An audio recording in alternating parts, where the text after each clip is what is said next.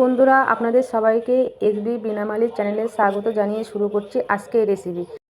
বন্ধুরা, আজ আমি টিফিনের জন্য স্যান্ডউইচ বানাবো। তার জন্য 3টে স্লাইস রুটি নিয়েছি। রুটিগুলো সেঁকে নিয়ে মাঝখান দিয়ে এক এক করে কেটে নেব। বন্ধুরা, এই স্যান্ডউইচটা বাচ্চারা খুবই পছন্দ করে।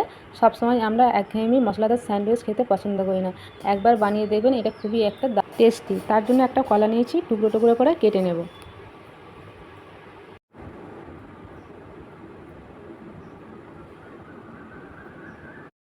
এবারে রুটির উপরে এক এক করে ফান্ডস ফুড ক্রিম চামচের সাহায্যে লাগিয়ে নেব। আপনারা চাইলে বাটার দিয়েও এটা বানাতে পারেন।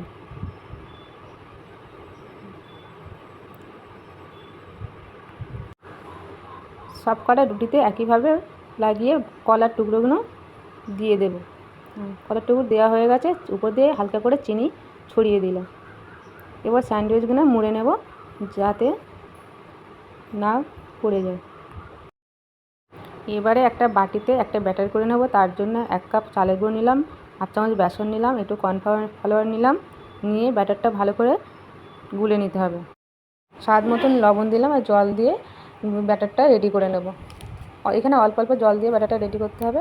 ব্যাটার রেডি হয়ে গেছে, বেশি ঘনও না বেশি পাতলাও না। এরপর কড়াইতে তেল গরম করে স্যান্ডউইচগুলো ব্যাটারের মধ্যে চুবিয়ে নিয়ে এক এক করে তেলের উপর ভেজে নেব। এখানে আমি কোনো কালার ব্যবহার করিনি, লঙ্কা গুঁড়ো কিংবা হলুদ গুঁড়ো। এটা কিন্তু খুবই মজাদার, বড়রাও খেতে পারবেন।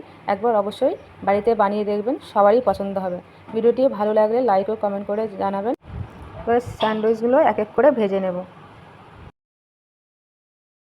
আর যারা আমার চ্যানেলে নতুন আছেন তারা সাবস্ক্রাইব করবেন, যারা ফেসবুক থেকে দেখছেন তারা ফলো করবেন। নমস্কার, ভালো থাকবেন।